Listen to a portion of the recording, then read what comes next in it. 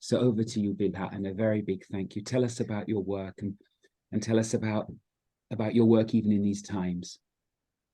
Thank you. First of all, thank you, Rabbi Jonathan, for you and for all the community to have the opportunity to meet all of you and tell about our work. We're working all the year, of course, and now we still continue to work. What we are doing is taking sick children or sick people from Gaza and from West Bank to the hospital in Israel. The PA Palestinian Authority pay for the treatment in Israel because they don't have a good treatment in Palestine. But the patients that don't have an opportunity or they don't have money to pay to travel from the cross border from checkpoint to the hospital, and it's very expensive for them. So what we are doing, we have more than 1,000 volunteers that drove every morning to the cross border, to the checkpoints, take the sick people and take them to the hospitals around Israel. And we are help more than almost 100 sick people every day before, of course, the 7th of October. And we're doing it from Gaza and from West Bank. And a lot of volunteers, our volunteers that take children and sick people from Erez. Erez is the checkpoints from Gaza to Israel, lived in all the kibbutzim around near Gaza, near the border. And we have some of them now kidnapped to Gaza. There is some, this morning we have I forget my English. One of them, Kavru oto, They buried him, yeah. In Berry this morning, one of volunteers from Berry. And 2 nights ago, Yochevet Lifchitz, that was come back from Gaza to Israel. She was the husband of Oded Lifchitz, that is our volunteer. But it's a very hard day for us, but in spite of this, we are continue to take sick children and sick people from West Bank to hospital even these days. From the first day, from Sunday after the war start, we continue to do what we are doing because we don't want to lose the hopes that someday it will be better here for Palestinian and Israel. That we can do things together and maybe something will change. It's look very far now, but we believe that we need to continue to do what we are doing because people are people and most of the people want to live together. We met people from Gaza before this terrible day. And when I think about, the bombs that Israel threw on Gaza, I know the face of the children there that come to Israel to get a treatment in Israel hospitals, and in summer we make for children from Gaza, we make them a summer camp, very nice summer camp for 5 days. They get, I know that these kids, I know them, and it's hard for us to see this side, of course, and of course we are really want that all our volunteers come back, and we are it's really terrible days now in Israel. It's a lot of people that died in this attack, and a lot of family that I don't know what will gonna be with them today. Everyone in Israel knows someone that been there, and we hear the story, and it's a very hard day. But even though we continue to take kids or sick people for hospitals because they can't wait. They need the treatment now. Children with cancer and a lot of kind of other sick problems. The problem is that the hospitals in Gaza and in West Bank are not really good like the hospitals in Israel. So when they arrive to Israel, most of the time they are in bad condition because they get not very good treatment in Palestine. So they really need our help now. And we're trying to do what we can do. And of course, we help here in Israel because we have a lot of volunteers. All of the people here try to do what they know to do, to take people, from one point to another. So we help with soldiers and with people from the north or from the south that need to leave their house, or we even helped for the army to take equipment that they need. So our volunteers still do what they know to do, to drove from one point to other, but we try to do what we are doing before, take care for the children from West Bank now, because Gaza, it's not possible to help them, of course, because the border is closed. And we very hope that one day it will open again, but now it will take a lot of time.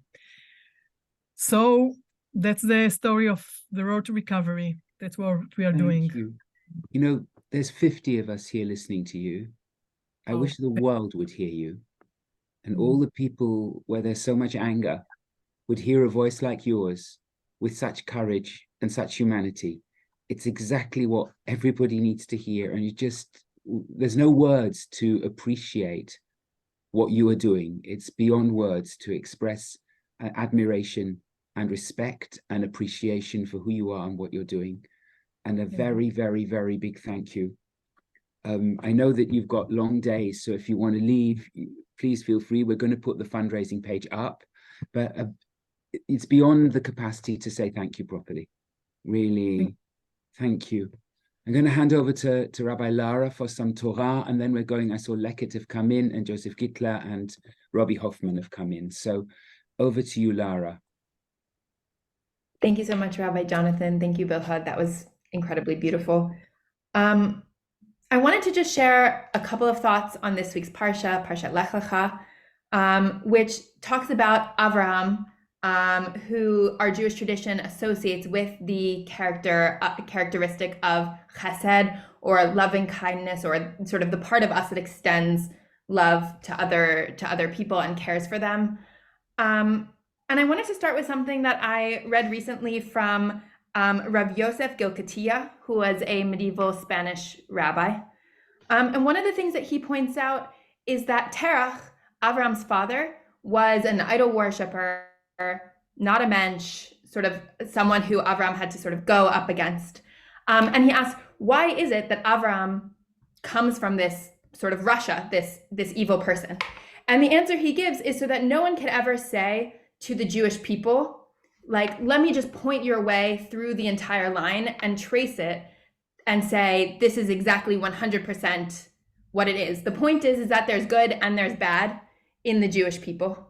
And that the reason why Avraham is so important is not because of his yichus, his sort of ancestry. It's because of the choices that he made when things got difficult. The fact that he welcomed strangers, the fact that he argued with God in order to protect innocent life, and so on.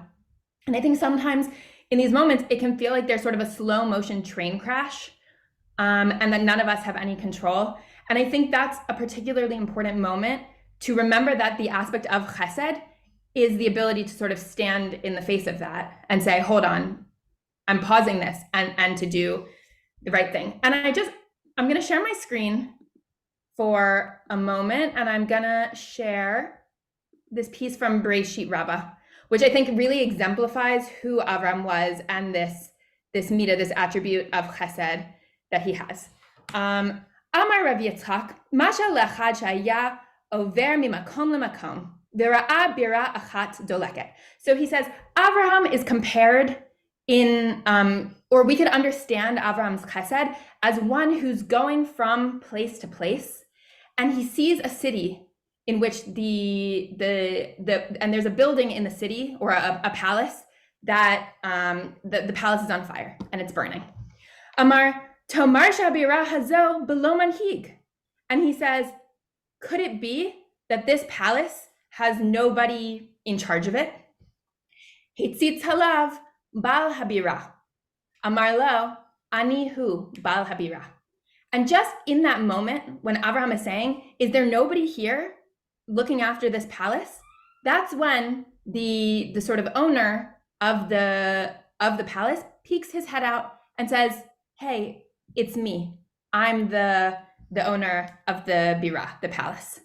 כך לפי שהיה אבינו אברהם אומר, תאמר שהעולם הזה בלא מנהיג, הציץ עליו הקדוש ברוך הוא ואמר לו, אני הוא בעל העולם.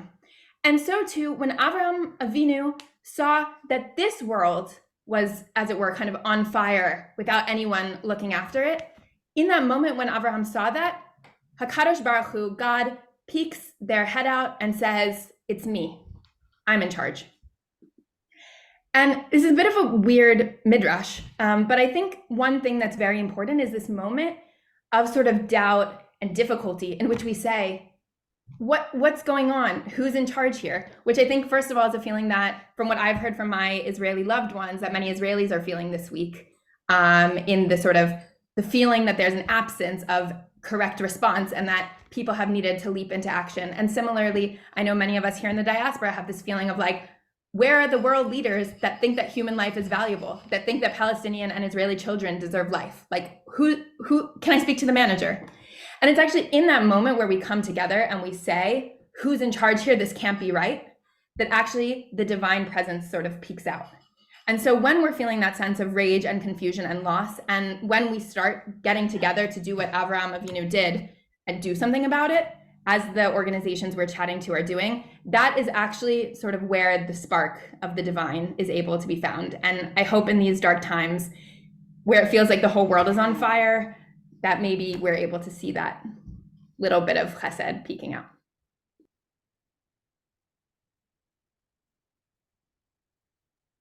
Thank you, Rabbi Lara, for that beautiful Torah and the choice towards chesed. Really, Matei Klape Chesed is really so essential. Robbie Hoffman, Joseph Gittler from Leket Israel, I saw you come on. You're an organization that we've really valued for a very, very long time because of bringing food to so many who need it. And this is very much, I think, at the moment within Israel and towards the south of Israel, where people desperately need food and the situation is difficult, and you've been striving to help. So we would like to hear from you. But just first of all, I noticed that Bassam Aramin, you also came on. Salam alaikum, shalom alaikum.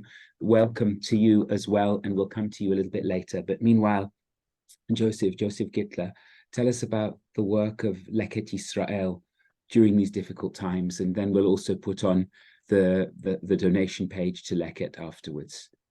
Baruch haba. Baruch hanimtza. Hi, Rabbi Wittenberg. Nice. Well, it's always nice to see you. Don't really, didn't want to really see anyone under these circumstances, but thank you all who are on this evening from wherever you are. I'm coming to you live from Ra'anana, Israel, and hopefully we'll have quiet for the next little while we're on together. So essentially, since October 8th, the day after the attacks, Leket's had to once again, unfortunately, re-engineer its entire operation. And that's because, for those who are familiar with our work, we are typically a food rescue organization. And it means we work very closely with the farming community and the catering community to make sure that excess food that they have gets collected responsibly, efficiently, and then gets distributed through a network of about 270 feeding charities, Jewish and non-Jewish alike, throughout the state of Israel, serving typically about 250,000 needy Israelis on a weekly basis. So it's a big, big operation. We're very proud of what we've built over the last 20 years. We've had crises before. This is not the first time, but this is for sure the biggest crisis that we've had ever in our history. And that's for a couple of reasons. So first of all, our normal way of doing business basically dried up as of October 8th. Okay. Corporates closed, people working from home. Event halls, everything's canceled. Hotels, depending, empty, not empty, but filled now with 200,000 at last count displaced people throughout the country. So while we would be typically picking up food from these places, now we're actually providing food to some of these places. And of course, our biggest source of food, normally cooked food, is the Israeli army. And while there's plenty of waste going on now at Army bases, it's just not the time for Leket trucks to be gallivanting around bases. Soldiers need to be focused, Army needs to be focused, and we can be, get in the way a little bit, which is normal times is not a problem, but not now. So what have we done? We immediately launched an emergency campaign, and we are purchasing on a daily basis 10,000 cooked meals. In addition, we are supporting dozens of, I call them Saba and Saftas, who are cooking in restaurants, small caterers, people who are just cooking to help people in need, and Leket's providing them with products. It could be fruits and vegetables, it could be dry goods. I'm going to ramble a little bit, and I apologize for that. I'm just tired. It's been I have 4 combat soldiers in my family, so we're also very famished. Besides what's going on and all the pressure of trying to steer Leket forward in this crisis, so we have that on our minds. And unfortunately, we've had multiple friends who had children killed, and it's just been a nightmare. So I apologize if for those who know me. It's good of you to be with us at all. I'm usually much more bubbly than I am now. So I just want to make a few comments, which I think will help focus your energy. So first of all, Israel is in and is going to go into an economic crisis. This is not just a military crisis, it's an economic crisis. So it's very important, and this is not just a pitch for Leket, but it's very important that people spend money in Israel, okay? And so what we've been trying to do is, where possible, to spend money buying food from caterers, where we can buy it from parts of the country that have been hardest hit.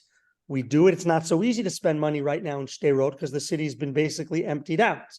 So these are challenges for us. Farmers are struggling immensely. If you follow the news, it's just getting worse and worse. The cover of Globes, the English business paper, this evening, the cover article is, basically the crisis of southern farmers has now spread to the north. For some places because it's too dangerous to pick, other places because the workers aren't there. Many people have been called up. Palestinians from the West Bank, Palestinians from Gaza, who often do a lot of the work, can't get in these days.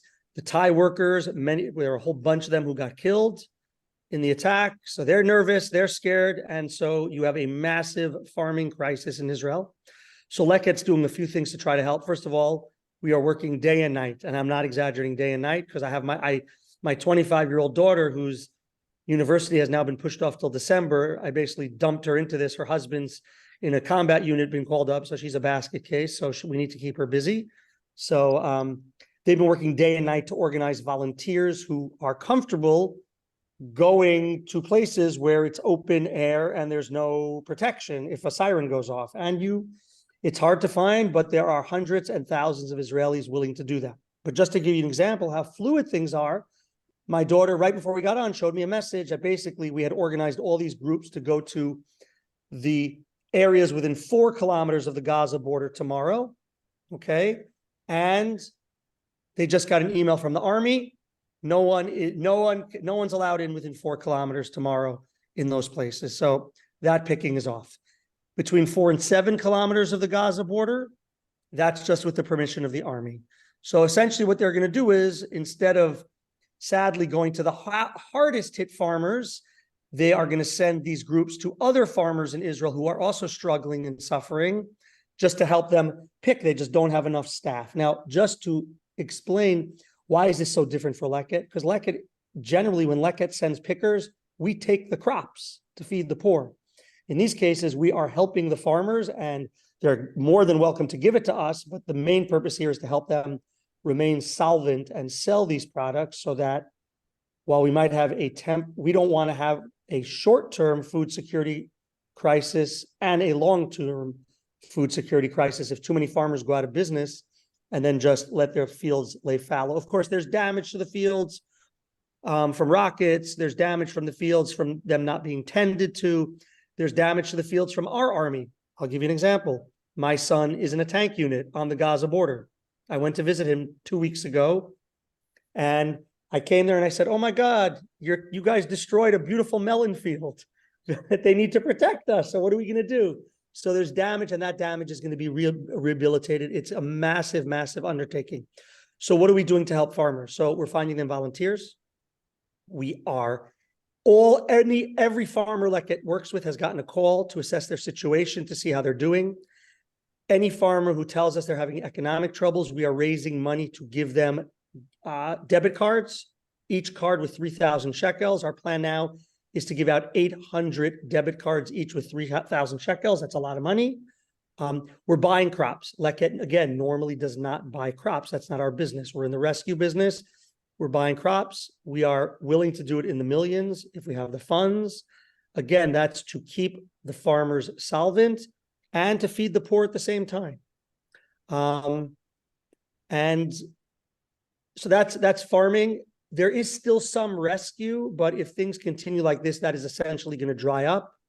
And so in that case, Leket will have to make decisions about how we get crops to the poor. Let's not forget that Leket still needs to take care of our normal clientele of 250,000 people. Now, some of them are the people who've now been displaced, but not all of them. So now we have all these new clients who need help as well, who didn't exist. And we're doing that by buying meals. We're doing that by buying dry goods. We're doing that by buying stock from supermarkets in the South that are essentially closed. We're just trying to push as hard as we can to keep businesses going and buy stuff from them and then distribute it to people who need it. Our distribution center, if anyone's planning on coming to Israel, is humming. We can only have about 200 to 250 people a day working there just because of the size of the bomb shelter. So if anyone's on this call is planning on coming to Israel, we can put you to work there. We can put you to work in the fields. And there are endless opportunities to come and help in Israel. I will mention, though, because I see my time is basically up, that imagine many of you on this call, when you come to Israel, especially, philanthropists who are on this call, synagogue rabbis who are on this call, you're used to getting the red carpet rolled up. There's no red carpets now. There's no time. So we're telling people, if you want to volunteer in Israel, don't expect to get, a plan where you know what you're doing every minute like would normally be. Come. There's endless things to do. Working with Leket, babysitting, cooking, cleaning bomb shelters. My son is going with a group tomorrow, and my wife's happy because that seems like the safest volunteer thing to do, cleaning out a bomb shelter.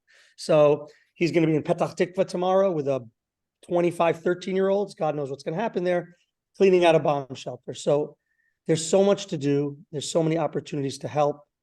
Come and help here. I would say donate money. It's not just a pitch for Leket. There are incredible people and incredible organizations doing wonderful things. And I'll add one last layer, and that is Leket is hosting, you won't see it on our website, but we have become the fiscal sponsor for dozens of small projects which needed a way to get people to give them philanthropy.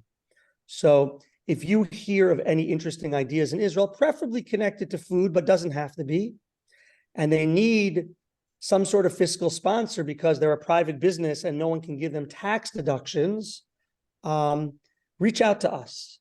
I'll give one example, which I love. I have a friend who's supposed to, and I'll finish with this. I have a friend who is supposed to open, unfortunately, October 8th, a new wings restaurant in Petach Tikva. Not a great time to be opening up a new restaurant in Israel, especially one that's geared towards the business community. And so he essentially on October 9th figured out, I got to do something here or else my place is going to go bust. And he decided to bring in volunteers and start cooking. And after a few days, he really, sorry, I just heard a loud boom.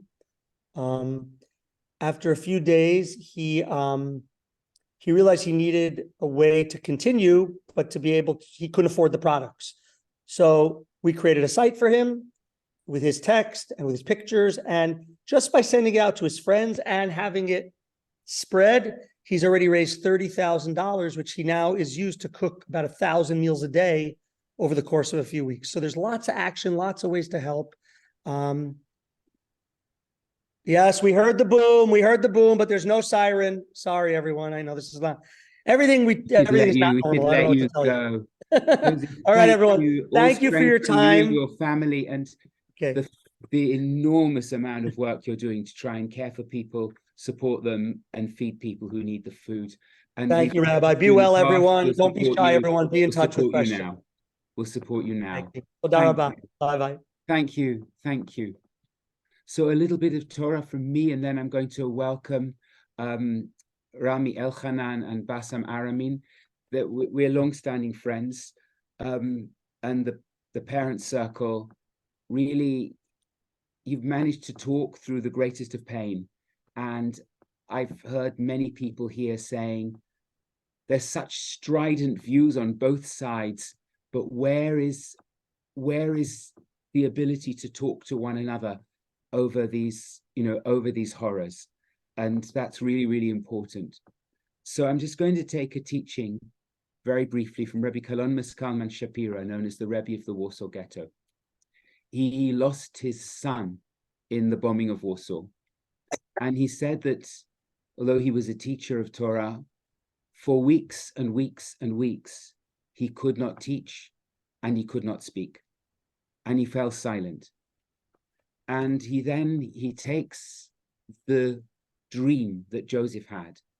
Your sheaves surrounded me. It's Joseph's dream of the sheaves in the field. And when you surrounded me, my sheaf stood up. And he plays on the word alumotav, sheaves, and he reads it not as sheaves, but silences. All around me, you stood in silence. And then I stood up in my silence and I began to speak. And when I began to speak, you began to speak back to me. And out of the silence of pain, there came the solidarity of talking to one another. And I think that's very much what Rami and Bassam, you have achieved out of the worst of all circumstances. And there is so much grief. And it's so important to hear that where that can become something ultimately better than anger. Anger is so understandable, but it needs to go to a place that's ultimately more hopeful. So Rami, Bassam, over to you for a few minutes. Thank you very much. Thank you. It's good to see you. I don't know what to say. And sometimes we lose the words to describe our pain. It's a big pain. It's not a new one, unfortunately, and even the word used to it. But we never used to it, in spite it's every day almost. The conflict didn't start on the 7th of October, which was terrible. To see kids and women's killed, it's a crime. But you cannot face crime with another crime. On the other hand, there are around 2,000 kids have been killed in Gaza. This is not the answer. Which gives me hope, fortunately, people like you, Rabbi Jonathan, people like my brother Rami. We are on the same side. We care about a human life. Palestinians and Israelis alike. We are human beings. And if you lose your empathy to the other side, you will lose your humanity. You will lose your faith and your religion. I believe always all of you hear the news. We don't want to repeat it. But I want to say that tomorrow the war will end and the leaders will shake hands and we will see who paid the price. It's the kids and the women and the civilians, always.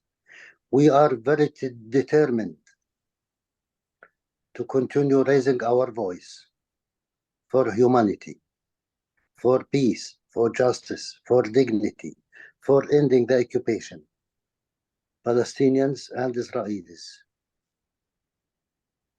We are determined to bring back the Torah and the Bible and the Quran as one religion, without fear, without hatred. This is our message. and we will continue to spread it, even in the darkest times like this, because we believe in ourselves as human beings, and we believe that your enemy is exactly like you. He wants to live, he wants to exist, he wants to live in peace and security.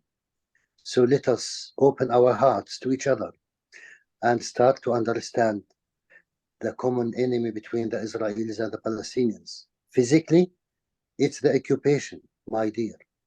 The occupation is the source of these atrocities. We will continue killing each other. At the same time, it's the hatred. We don't know each other because we don't talk to each other. To recognize that we are human beings and we have families. We want them to raise up. There is no safe place to anyone, even in Israel and in Palestine, especially in those days. I know the Israelis are very scared and the Palestinians are very scared. And the Israelis will continue to be scared until the Palestinians become secure. And the opposite. Let us respect each other as human beings, to know that we have one God, no one is judge, no one is God. We need to respect each other and to live as human beings in liberty, in security, in dignity. Thank you very much. Thank you very much. Thank you very much. Your words, we'll carry them. Thank you. Thank you for joining us in spite of everything. My pleasure. Rami, do you want to say something? Well, my brother Bassam, like always, is a beacon of light in this darkness. We are in the midst of a life-changing event. It's an earthquake. It's a tectonic earthquake. And no one knows where are we going. All we know is that it's another devastating round in this endless cycle of violence, which me and Bassam are victims of it. Bassam 15 years ago, I'm 26 years ago, we lost our daughters to this molech, which is called the occupation, which is called the domination of one people over the other. And as Bassam said, there will be no security for the Israelis without freedom for the Palestinians. There will be no freedom for the Palestinians without security for the Israelis. And we at the Parent Circle, these dark days, are the only ones who carry this light of hope, of understanding, and mainly respecting the pain of each other, because we know what it means to lose a child.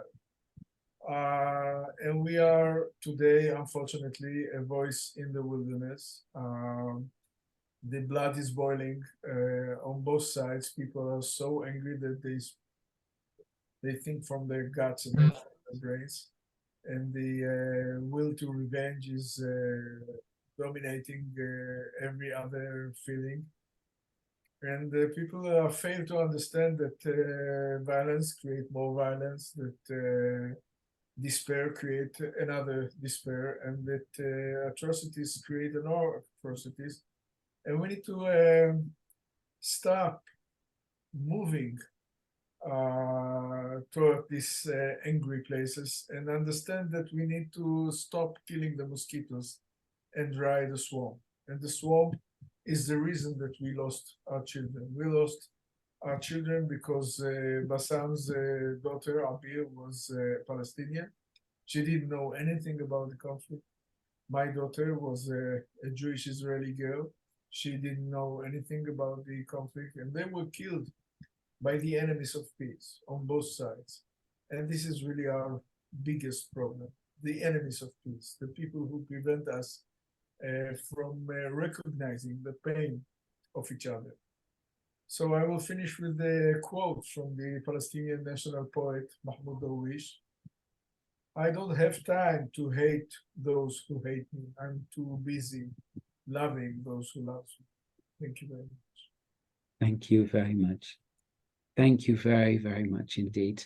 And again, we support your organization. It's so important. It's so difficult for you to work and to continue to teach and share your message in these times. So we will continue to support you and appreciate the courage for you've shown in coming to join us tonight. I'm going to ask Rabbi Marc if you want the last word before we close, a word of Chesed and a word of Torah. Over to you, Marc, if you wish. Thank you. So much of what I heard after all of these events transpired was Ein Milim, Ein Milim. There are no words. And I've been feeling in response to hearing these extraordinary people and their testimonies of the work that's being done. I just feel a little bit like, I don't know. But I thought I'd just very briefly share two places where Tehillim, where the Psalms mention the word Chesed, one of which is Psalm 23, which many of us know as a psalm that we often say at funerals, and so it's been said a lot. And many of us feel like we've all been sitting shiva during this time. We're all mourners in a certain way. And the psalm, which says Gam ki elech begetz hamaved lo erara ki ata imadi, which is, even though I walk through the valley of the shadow of death, I will fear no harm, for you are with me. But towards the end of the psalm, it says, Ach tov v'chesed yirdefuni kol yemei chayai. And surely goodness and chesed, loving kindness, will chase after me all the days of my life. As if to say, when I'm in this dark, broken, mournful, hopeless place after the loss of a loved one, my hope is not that I'm going to seek revenge or that I'm going to be so angry I can't contain myself, but that I'm going to somehow be chased by the qualities of goodness and the qualities of chesed, of loving kindness, which is a very powerful and consoling message, I think, at this time. And the other place in Psalm 89, a verse that has become very known throughout the Jewish world. My friend and colleague Rabbi Menachem Creditor, after 9/11, wrote a song based on the three words from Psalm 89, Olam Chesed Yibaneh.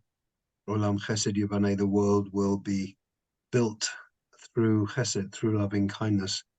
And he wrote a very moving melody and some English words to those words, which he offered as a promise to his children after 9/11. And sadly, we have not seen that promise fulfilled, as we see so much rage and anger and hatred and violence in the world continuing. But the whole idea that Psalm 89 says, Ki amati, says God, I say, Olam Chesed Yibaneh. This world is, the foundation of this world is Chesed, is loving kindness. And of course, there's a tremendous amount of rebuilding that's going to be happening in southern Israel and in Gaza, and just all of the destroyed buildings as well as the destroyed lives. And I guess the hope, the prayer, is that they'll be built through Chesed, through loving kindness. And maybe I'll just sing a tiny bit of that song as an ending. Olam Chesed Yibaneh, Yalalai lai lai, Yalalai lai. Olam Chesed Yibaneh, Yalalai lai lai, Yalalai lai. We will build this world from love. Yalalai lai lai, Yalalai lai. Olam Chesed Yibaneh, Yalalai lai lai, Yalalai lai. Thanks so much for including me, and thank you so much for the incredible work of your organizations, and always to you, Rabbi Jonathan, for convening such a powerful gathering. Thank you, Rabbi Marc. Thank you, Bilha from Road to Recovery, Joseph from Leket Yisrael, and Bassam and Rami from the Parents Circle. We're going to close in a moment, but Martha, if you can just put up the donation pages, but people can also Google, find any of them very easily online. And I think we're looking for ways of channeling our own energy and what we give and finding fragments of hope and chesed in these terrible days, and here are ways to do it. Over to you, Martha, if you put up the pages, and then in a couple of minutes we will close. Really appreciate everybody who's joined, and this touches the heart. It gives chinks of hope and purpose. So please also share this when it's been recorded with friends who are just looking for that chesed and for that moment of light and hope. Thank you.